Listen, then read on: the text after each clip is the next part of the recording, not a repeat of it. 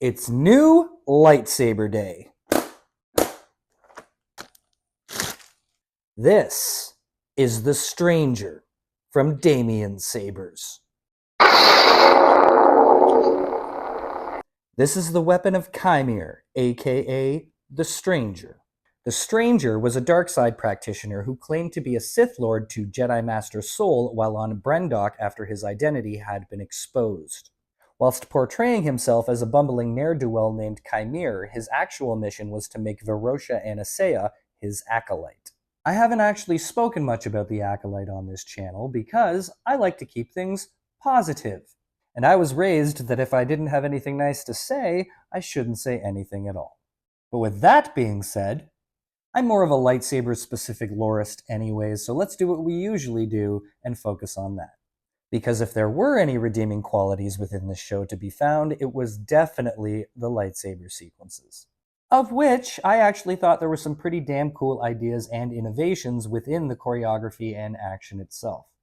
As you can see, this lightsaber is rather big, bulky, and simple in design, as were most lightsabers in the Acolyte series, which I think was perhaps an attempt to show an earlier phase in lightsaber technology.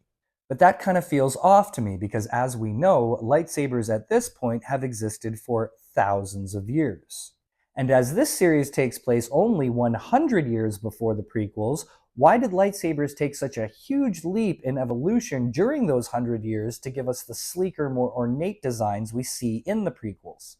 Now, I suppose you could argue that perhaps some sort of technological advancement had been discovered during that period, or perhaps this was just the style of lightsabers that Jedis preferred to use during that period, kind of like their attire was different.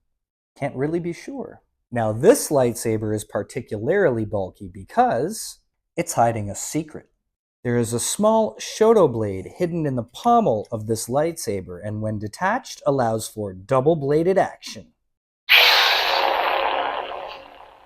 As we discovered with poor Jeki's demise. Besides its original red, of course, this lightsaber hosts a wide variety of sound fonts and lighting effects.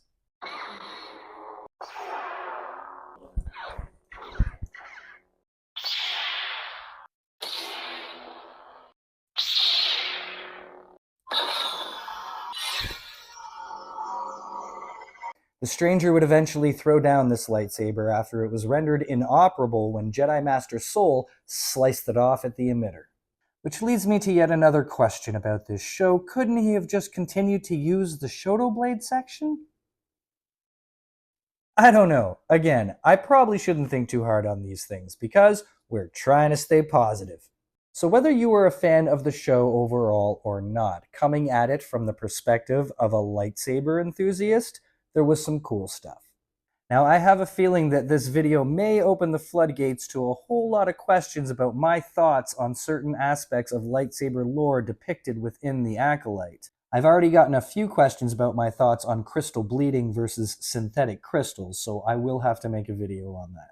And one last thought as your toy lightsaber guy. I wonder if this could possibly have inspired this? Either way, I am very happy to add the Stranger lightsaber from Damien Sabers to my collection.